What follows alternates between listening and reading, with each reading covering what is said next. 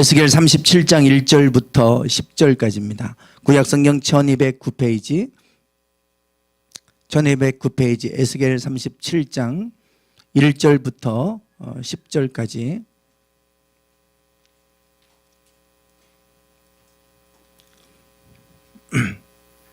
네, 교독하시겠습니다.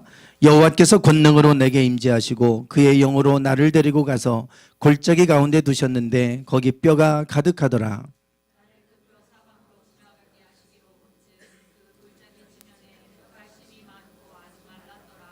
그가 내게 이르시되 인자야 이 뼈들이 능히 살 수 있겠느냐 하시기로 내가 대답하되 주 여호와여 주께서 아시나이다.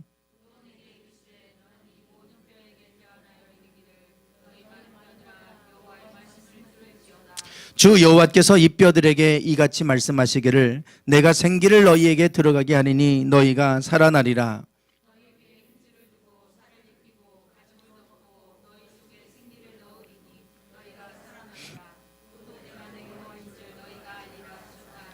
이에 내가 명령을 따라 대언하니 대언할 때에 소리가 나고 움직이며 이 뼈 저 뼈가 들어맞아 뼈들이 서로 연결되더라.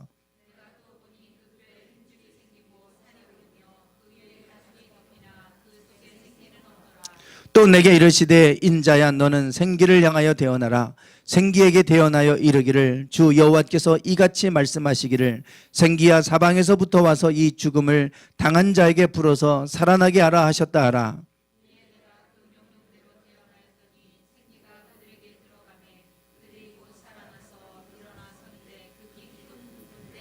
아멘.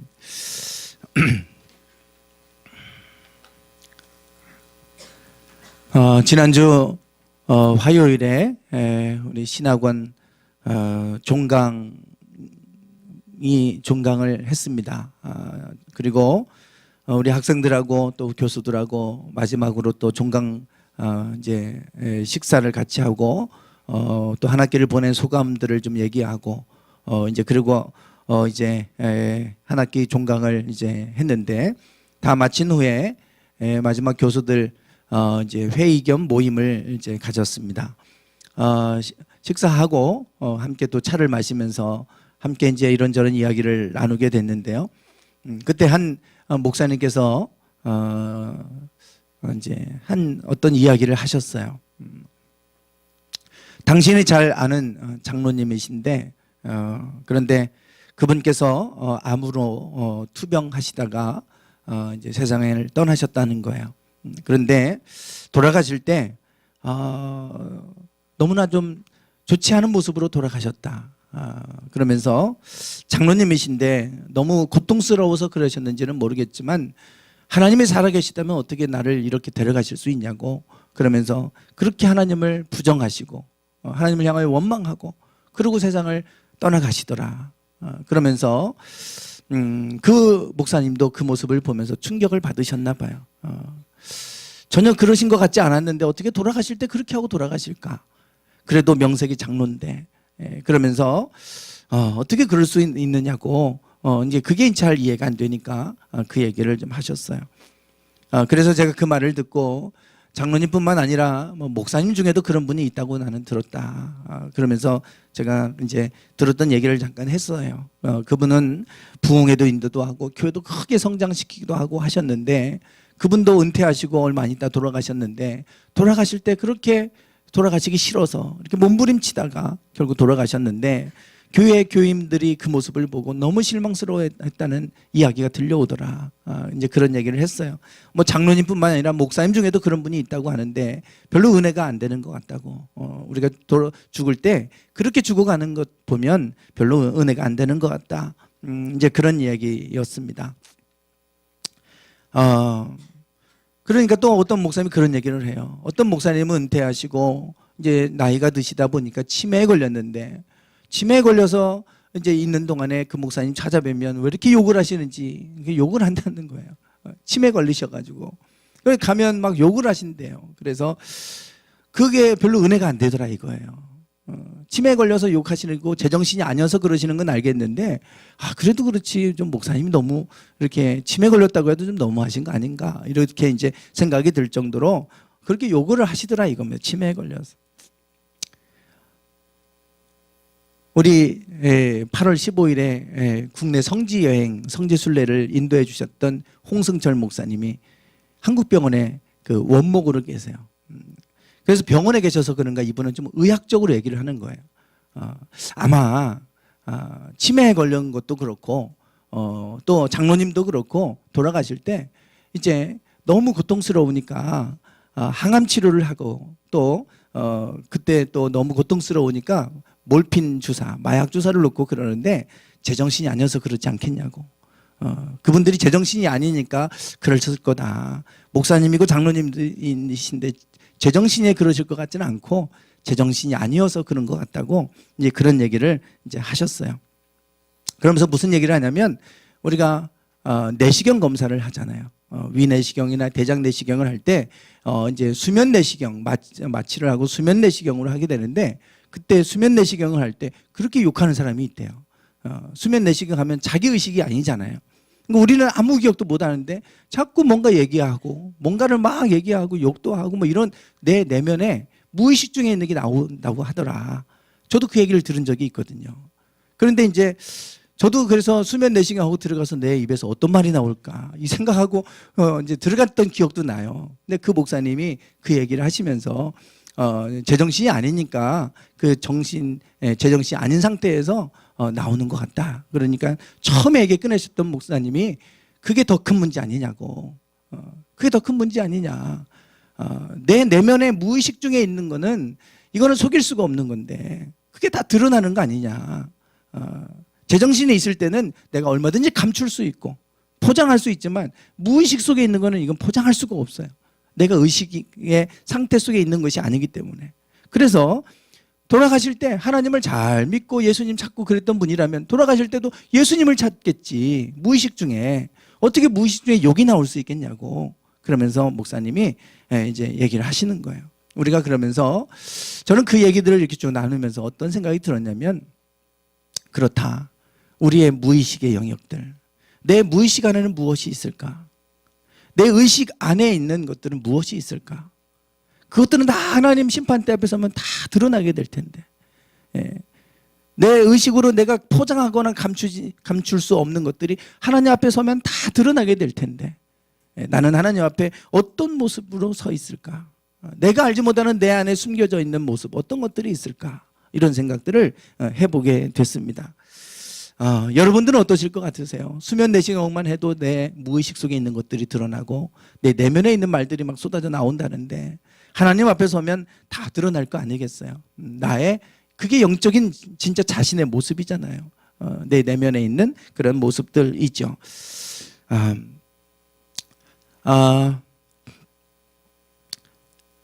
전에 벌써 한 30여 년 전입니다. 여기 보시면 물이 있잖아요. 물을 볼 때는 물이 다 똑같은 물 같아요. 그런데 이 물이 얼려져서 결정에 맺어지면 결정체의 모습은 다 다릅니다. 특별히 이제 이 눈의 결정체의 모습을 보면 뭐 이런 모습들이에요. 많이 아마 보셨을 겁니다. 이런 모습들. 보시면 눈의 결정체 모양이 얼마나 아름다워요. 너무나 아름답죠. 너무나 아름답고 이 눈의 결정체 모양은 다 다르대요. 그래서 이 눈이라고 하는 건 이 물이 이제 얼면 저렇게 결정을 이루게 되는데요.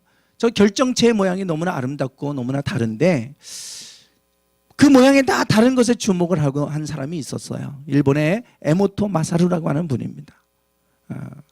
저분이 여기에 주목을 하고 저분이 이제 도대체 저 물은 어떻게 하면 저런 결정을 맺을까? 이런 이제 호기심에 이분이 실험을 하죠.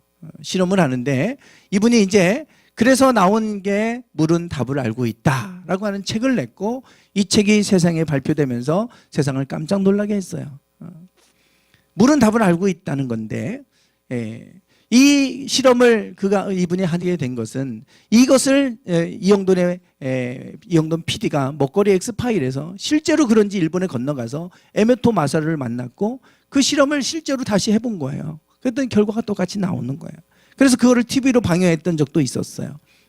그때 이 분이 에모토 마사루라고 하는 분이 이분을 만났는데, 이제 아까 그분은 젊었고 지금은 많이 늙으셨잖아요. 지금 이렇게 이분을 만나갔는데 했던 실험은 간단합니다. 이 똑같은 물이에요. 똑같은 물 속에다가 여기다가 일본어로 고맙습니다, 바보라고 써놓은 것밖에 없어요. 1시간 정도를 단어만 써놨습니다. 아무것도 한 게 없어요. 그리고 나서 그거를 물을 한 방울을 똠방 비거에 떨어뜨리고 이거를 급속 냉동을 시켜서 결정체가 어떤 모양이 생기는지를 보게 된 거예요. 이분이 물마다 결정체가 다 모양이 다른데 어떨까 하고 실험하다가 이분이 한번 이 단어에 노출되었을 때 물의 변화가 어떻게 생기는지 해본 거예요. 그랬더니 놀랍게도 이 농동시키고 이렇게 했을 때 고맙습니다 라고 하는 단어를 이 단어를 써놓은 이 물의 결정체는 너무나 아름다운 결정을 만들어냈어요. 참 아름다운 결정이죠. 그런데 이 바보라고 했던 거는 가운데 결정이 맺히려고 하는 것 같은데 없어요. 아무것도 맺혀지지 않았어요. 물이라고 똑같은 게 아니더라 이거예요.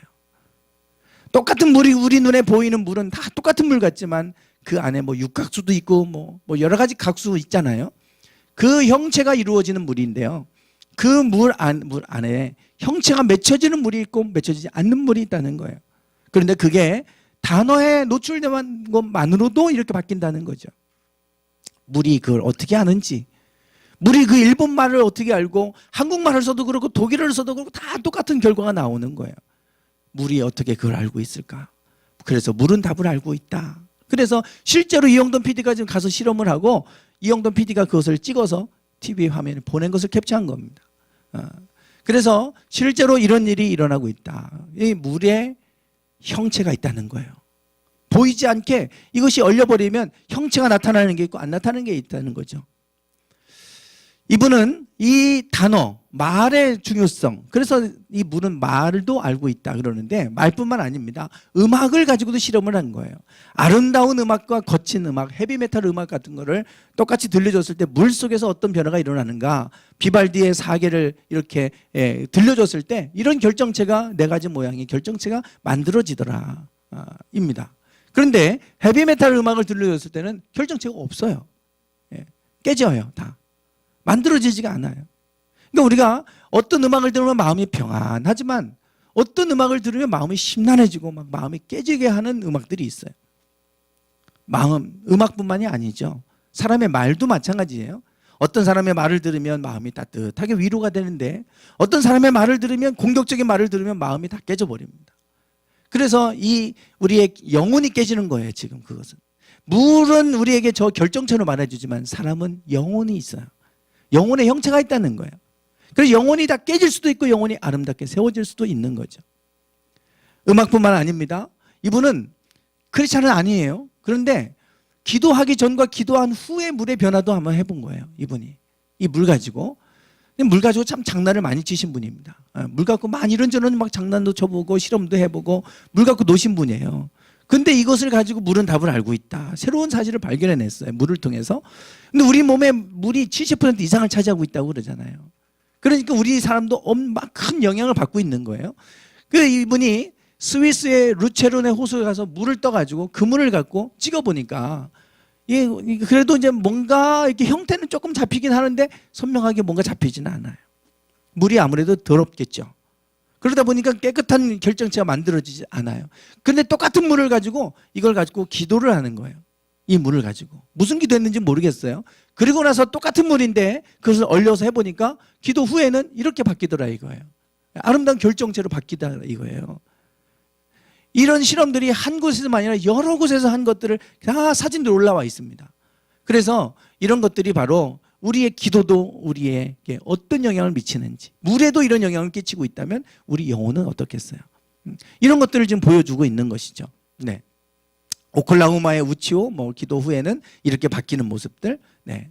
자, 여기 보시면 마태복음 28장 2절과 3절에 보면 예수님이 십자가에 못 박혀 돌아가시고 그리고 사흘째 되는 날, 안식 후 첫날이죠. 그날 부활하셨는데 그때 어머니 마리아와 막달라 마리아와 또 여러 여인들이 예수님의 무덤가에 그 향유를 바르려고 이제 갔는데 무덤 문이 열려져 있어요. 부활하신 거예요. 가보니까 무덤이 빈 무덤만 있고 세마포만 덩그러니 남아 있죠. 그래서 그들이 깜짝 놀랐어요. 누가 예수님의 시신을 훔쳐갔나. 그런데 그때 큰 지진이 나며 주의 천사가 하늘로서 내려와서 돌을 굴려내고 그 위에 앉아 있었다 그러는데, 그들이 그 천사를 바라봤는데 그 천사의 모습이 형상이 번개 같고 옷은 눈같이 희었다 그랬어요. 하늘로부터 내려왔던 그 천사의 형상이 번개처럼 보이더라. 그러니까 형상이 있다는 거예요. 천사가 우리 눈에는 안 보이잖아요. 그러나 보이지 않지만 어떤 형상을 가지고 있다는 거죠. 그 형상에 대해서, 영의 형상에 대해서 성경은 말하고 있어요. 고린도전서 15장에 가면 뭐라고 말씀하냐면 우리가 흙에 속한 자의 형상을 입은 것처럼, 지금 우리의 흙의 형상을 가지고 있잖아요. 얼굴이 다 다르잖아요. 그런 형상을 입고 있는 것처럼 또한 하늘에 속한 자의 형상을 입게 될 것이다. 우리가 부활하게 되면 썩지 아니할 옷을 입을 것이고 썩지 아니할 하늘에 속한 자의 형상으로 변화될 것이다. 이렇게 말씀하고 있어요. 그러니까 우리가 영이라고 해서 그냥 사라져버리는 게 아니고요. 보이지 않지만, 우리 눈에 육적인 것으로는 보이지 않지만 보이지 않는 하늘에 속한 형상으로 변화된다. 형상에 대해서 얘기합니다. 즉 영에도 형상이 있다는 거예요. 형상이. 우리 눈에 안 보이죠, 영이. 그런데 영의 형상이 있다는 거예요. 그 형상, 하나님의 하늘에 속한 형상으로 변화돼서 우리는 그 하나님 나라에 들어가서 그 모습으로 살아가겠죠. 형상에 대해서 말씀하고 있어요. 그 형상, 창세기 1장에 가면 하나님이 자기 형상, 곧 하나님의 형상대로 사람을 창조하셨다 그랬어요. 이 형상이 어떤 모습일까요? 이 형상은 뭘 얘기하냐면 하나님의 모양대로 우리를 창조하셨다는데 그 모양이 어떤 거겠어요? 창세기 2장에 가면 이렇게 말씀합니다. 한번 읽어보실까요? 시작.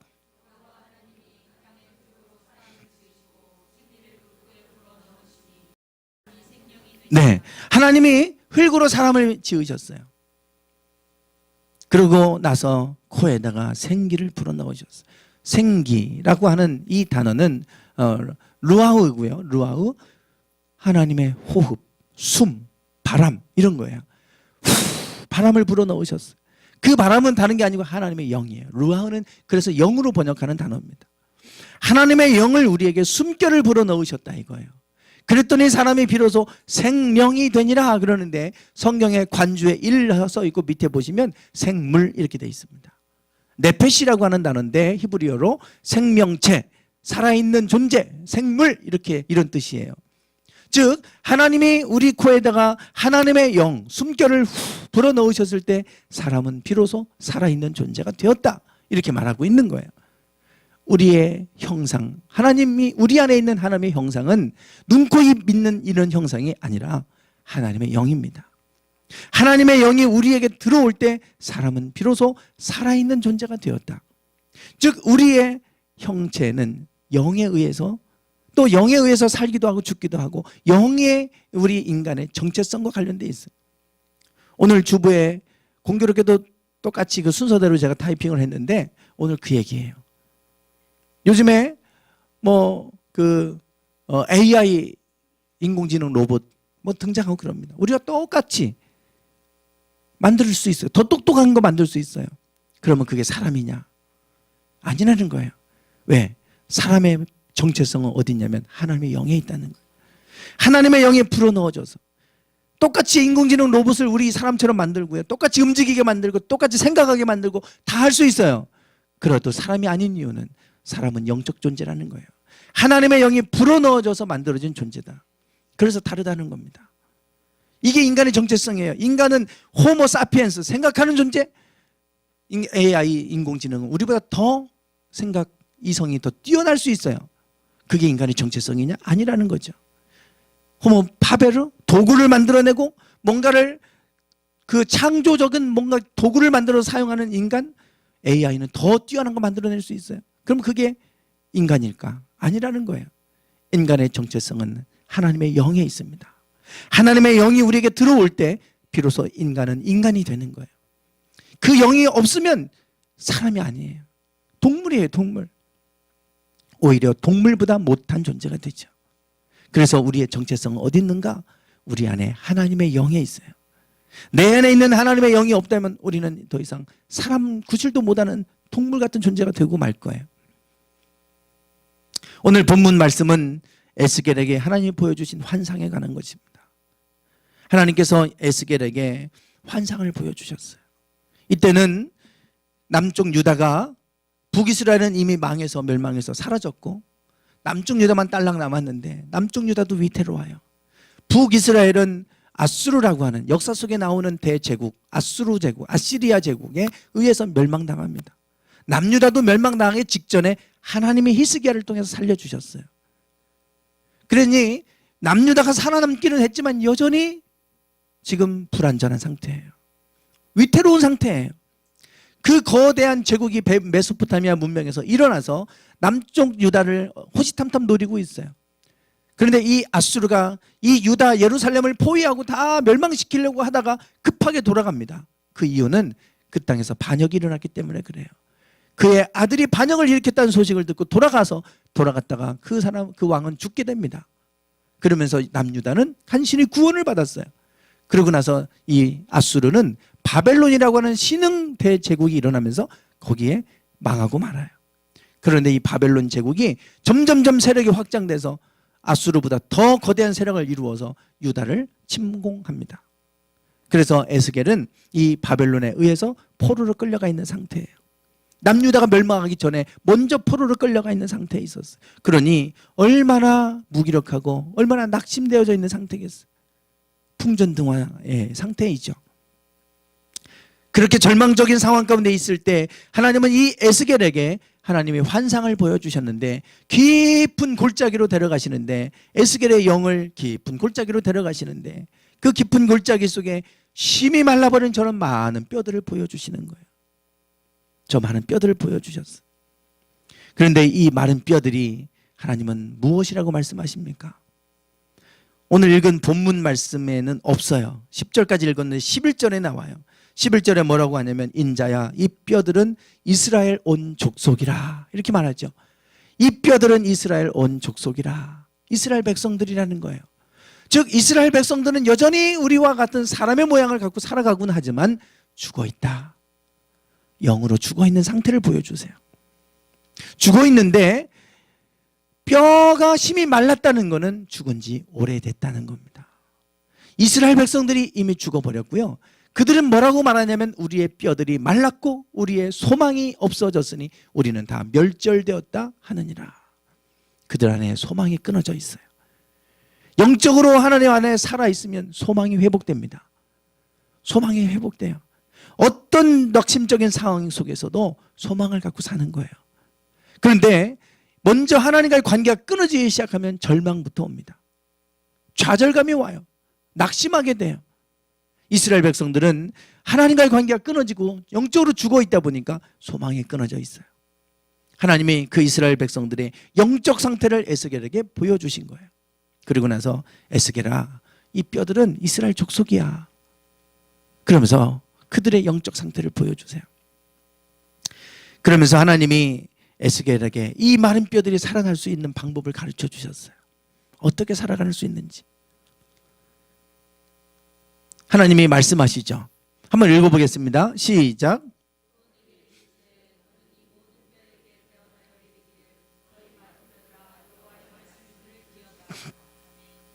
이 뼈들을 향하여 대언하라는 거예요.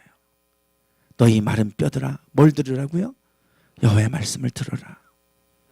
하나님의 말씀을 선포할 때 마른 뼈들이 살아나기 시작합니다. 살아나는데 이 뼈, 저 뼈들이 서로 연결됐다 그랬어요. 연결됐어요. 여러분 우리 몸의 모든 조직들은 다 지금 연결돼 있어요. 연결이 끊어지면 그냥 죽는 겁니다. 이 연결하는 힘, 모든 것들은 다 연결돼 있죠. 지구도 태양계 안에 연결돼 있으니까 사는 거예요. 우리 모든 물질의 근원 안에도 원자 세계를 가보세요. 다 연결돼 있어요. 화학식 다 연결돼 있는 거 아니에요. 물 H2O 연결돼 있는 거 아닙니까? 다 흩어놓으면 아무것도 아니에요. 텅 비어있는 아무것도 없는 게 돼버려요. 여러분 우리가 만져주는 이 딱딱한 이 물건들이 속에 꽉 차고 딱딱한 것 같죠? 속은 텅 비어 있습니다. 서로 끌어당기는 힘만 있어요. 원자세계 안에서 힘만 있어요. 힘만. 그 힘의 강도가 세냐 적으냐에 따라서 이것이 딱딱하냐 물렁거리냐 이거 차이지 속에 텅 비어 있습니다. 힘밖에 없어요. 힘밖에. 모든 것도 연결되어 있는 거예요. 그런데 죽으니까 연결된 게 다 분해돼서 죽어 있는 상태가 되는 거예요. 그런데 하나님의 말씀이 그들에게 들어가기 시작하니까 다 흩어져 있던 게 연결되기 시작하는 거예요. 하나씩 하나씩 연결돼. 여러분, 하나님의 말씀이 임하면, 하나님의 말씀을 듣기 시작하면 모든 것들이 연결됩니다. 사람과 사람 사이의 관계도 연결이 돼요. 끊어졌던 관계가 회복이 되고, 교회 안에서도 연합이 이루어지고 하나됨이 이루어지고 연결되는 거예요. 연결. 하나님의 말씀이 선포되어질 때 이 많은 뼈들이 하나씩 하나씩 연결되기 시작하고요. 거기에 힘줄이 붙고 살이 오르고 피부가 덮여지는 거예요. 사람의 형체를 입게 됩니다. 사람이 사람다운 모습으로 이제 완전히 세워지는 거예요. 그런데 여기까지는 됐는데 그 다음이에요. 내가 또 보니 그 뼈에 힘줄이 생기고 살이 오르며 그 위에 가죽이 덮이나 뭐가 없었습니까? 생기는 없었다는 거예요. 하나님의 흙으로 사람을 지으셨을 때 모습은 그대로 회복이 됐는데 문제는 그 속에 생기가 없는 거예요. 하나님의 영이 없으니까요, 이게 살아서 움직일 수가 없는 거예요. 형체는 갖췄는데, 형체는 가지고 있는데 아무것도 동력을 발휘하지 못하고 뭔가 에너지를 발휘해야 되는데 그 힘의 근원이 생기에게 있는데 생기가 없는 거예요. 그래서 하나님 말씀하시죠. 한번 읽어보겠습니다. 시작.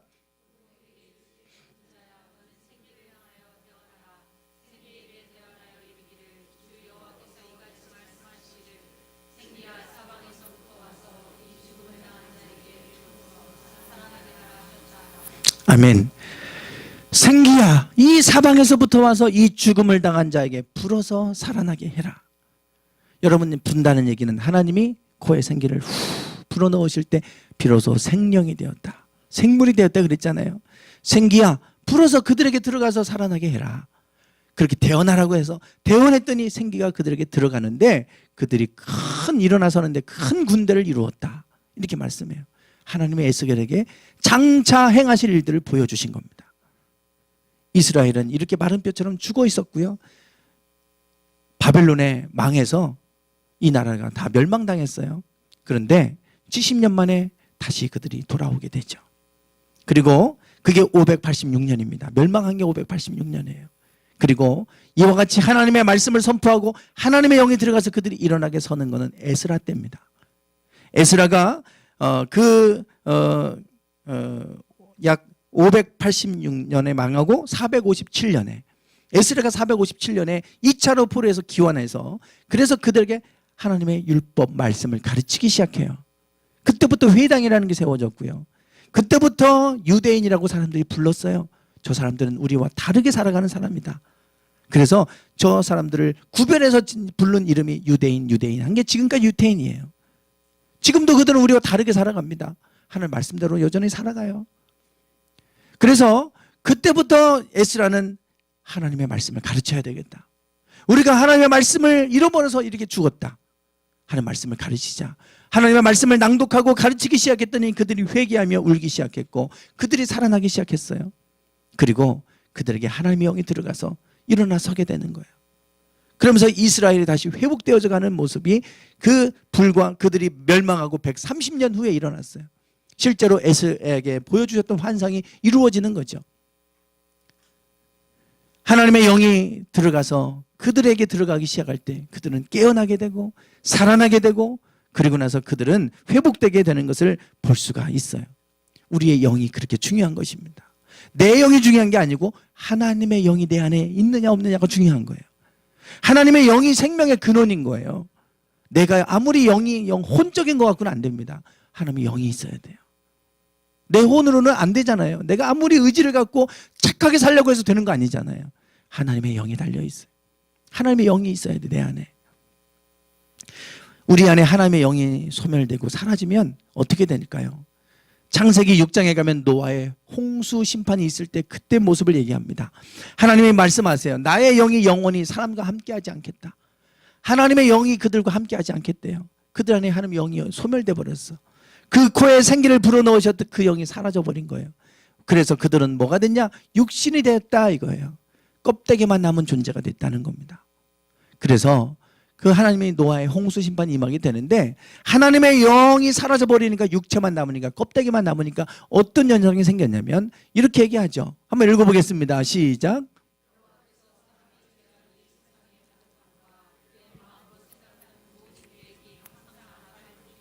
네. 그들이 껍데기만 남으니까요. 하나님의 영이 소멸되고 육신만 남으니까 그들이 세상의 죄악이 사람의 죄악이 세상에 가득했다 그랬어요.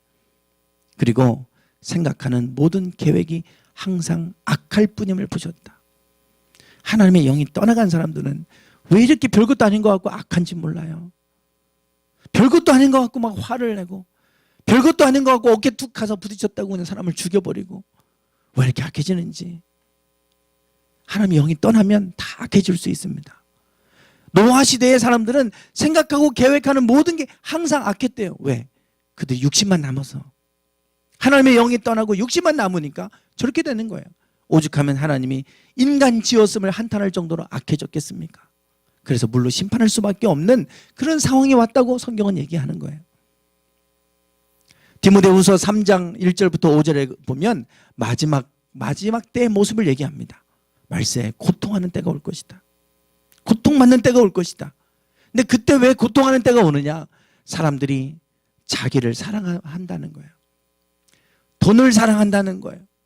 자랑하고 교만하고 비방하고 부모를 거역하고 감사하지 않고 거룩하지 않고 무정하고 원통함을 풀지 않고 모함하고 절제하지 못하고 사납고 선한 것을 좋아하지 않고 그리고 배신하고 조급하고 자만하고 쾌락을 사랑하기를 하나님 사랑하는 것보다 더하며 경건의 모양은 있으나 경건의 능력은 부인한 자들이다. 마지막 때 이런 때가 온다는 거예요. 그래서 고통받는 때가 올 것이다 그래요. 하나님의 영이 떠나가고 육신만 남으면 이렇게 되는 겁니다. 우리 안에 하나님의 영이 소멸되기 시작하면 이런 모습들이 우리에게서 나타난다는 거예요. 마지막 때 하나님의 영, 믿음 내가 믿는 자를 볼 수 있겠느냐? 마지막 때 내가 믿는 자를 볼 수 있겠느냐? 그러잖아요. 내가 믿음을 보겠느냐 그러셨는데 그때가 되면 믿음이 사라지게 되면 다 이런 모습으로 변할 것이기 때문에 고통받는 때가 올 것이다. 그렇게 말씀하고 있어요. 오늘 우리가 하나님의 영이 우리 안에서 소멸되지 않기를 원합니다. 하나님 영 안에 있을 때 그 영은 우리에게 부드러운 마음을 주시고 선한 마음을 주셔서 의의 길로 행하게 하시는 거예요. 그러나 그 영이 사라지고 나면 우리는 다 인간은 똑같아요. 다 이런 모습으로 살아갈 수밖에 없어요. 내가 혹 이런 모습이 나타나고 있다 그런다면 아, 내 영이 죽어가고 있구나 이렇게 생각하시면 됩니다. 여러분은 어떠십니까? 내 안에 별것도 아닌 것 같고 자꾸 화가 나고 분이 나고 미운 마음이 생기고 이렇습니까? 내 영이 죽어가고 있는 거예요. 그러면 우리는 빨리 하나님의 영이 내 안에 임하도록 우리는 그 은혜 가운데 들어가야 돼요. 이제 마지막 말씀을 마무리하겠습니다. 여러분 심리학자들은 우리의 의식을 우리의 생각하는 것 있잖아요. 뇌 안에서 활동하는데 이 영역을 연구하면서 뭐라고 얘기하냐면 이게 사실 프로이드 심리학의 어떤 새로운 정말 천재적인 심리학자지요. 프로이드 유대인이에요. 이분도. 근데 이분은 꿈이라고 하는 걸 통해서 우리의 무의식의 영역들을 인식하기 시작했어요. 아, 우리가 의식하는 게 전부가 아니라 무의식의 영역이 있구나. 그러면서 심리학자들은 의식과 무의식을 얘기하는데 그림처럼 빙산의 일각이라고 우리는 말하죠. 우리가 의식하고 있는 이 영역은 빙산의 일각처럼 작아요. 보이지 않는 영역이 이 안에 이렇게 대부분을 차지하고 있다 그래요. 이게 무의식의 영역이다 이렇게 얘기합니다. 어떤 분들은 이 영역을요, 이게 지금 의식의 영역이에요. 12%. 이건 잠재의식, 무의식의 영역 88% 이렇게까지 이제 얘기하는데요.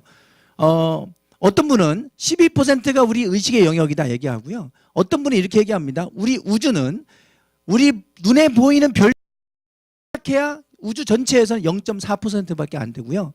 그리고 우리 안에 있는 여러 가지 가스들이 있죠. 은하계 안에 보면 가스들이 있잖아요. 그게 3.6%.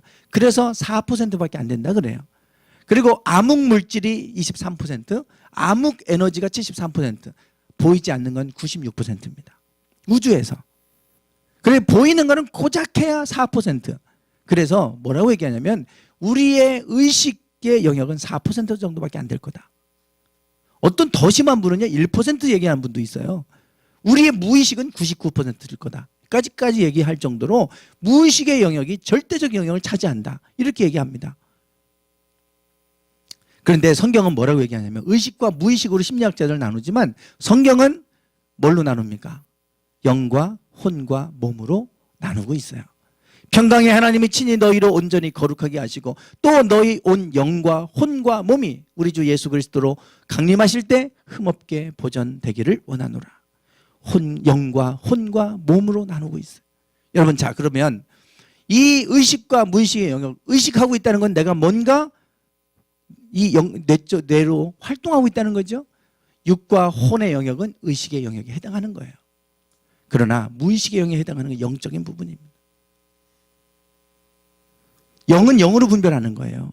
의식으로 분별이 안 돼요. 이 의식의 영역은요, 우리의 혼적인 부분, 감정, 느끼고 또 판단하고 지정의 이런 모든 것들이 의식의 영역이잖아요. 여러분, 이게 육과 혼의 영역은 아무리 뛰어나서 이 혼적으로 공부하고 뭐 한다고 해도 이거는 불과 지극히 작은 영역밖에 안 돼요. 우리 인생의 정말 대부분을 차지하는 건 영적인 부분입니다. 이게 우리가 깨닫지 못하는 보이지 않는 영역인 거예요. 보이지 않는 영역. 느끼지 못하는 영역이에요. 물론 영적으로 있으면 느낄 수 있죠. 이 영적인 부분. 그래서 심리학자들은요, 요 잠재의식을 깨워야 된다는 거예요. 이 무의식에 지배당할 거냐, 무의식을 지배할 거냐, 뭐 이렇게까지 얘기하는 분들이 있는데, 무의식, 뭐 명상을 통해서 무의식을 끌어내고 잠재의식을 끌어내고 이런 막 능력들을 좀 개발해 보려고 지금 애를 쓰고 있어요. 근데 성경은 그게 영적인 부분인 거예요. 우리가 하나님의 영 안에 있으면 우리는 영을 통해서 우리의 모습이 새롭게 변화되고 영을 통해서 우리가 살아나고 하는 거예요. 이 부분이 대부분이 영적인 부분에 있다. 그러면 여러분 어떻게 되겠어요? 우리 영혼이 깨어나야 되고 영혼이 살아야 되는 거 아니겠어요?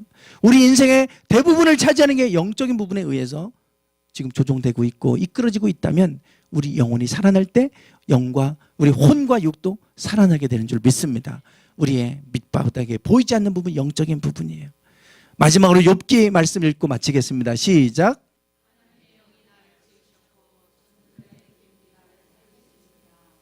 아멘. 욥은 고백합니다. 하나님의 영이 나를 지으셨다. 전능자의 기운이 나를 살리셨느니라. 예. 요 하나님의 영이 나를 지으셨다고 하는 것은 루아흐, 생기를 불어넣으셨다고 하는 그 루아흐예요. 하나님의 생기가 나를 지으셨고 전능자의 기운이 네마샤, 이 기운은 똑같아요. 숨, 호흡, 바람 똑같은 뜻을 갖고 있는데 단어만 다를 뿐이에요. 하나님의 그 숨결이 나를 살린다. 오늘 우리가 하나님의 영이 우리를 살리게 하는 줄 믿습니다. 세상적인 우리 혼적인 것 가지고 살아가면 우리는 지칠 수밖에 없고 낙심할 수밖에 없지만, 그러나 우리가 하나님의 영 안에 있으면 마른 뼈들이 살아난 것처럼 살아나게 될 줄 믿습니다. 아까 무리의 결정체 보셨잖아요. 아름다운 결정이 있고 결정이 맺혀지지 않는 사람이 있어요. 영혼도 똑같습니다. 하나님 앞에 여러분 어떤 모습으로 가실 것 같으세요? 하나님 앞에 아름다운 영의 모습으로 우리가 하나님 앞에 서기를 주님의 이름으로 축원합니다. 기도하겠습니다.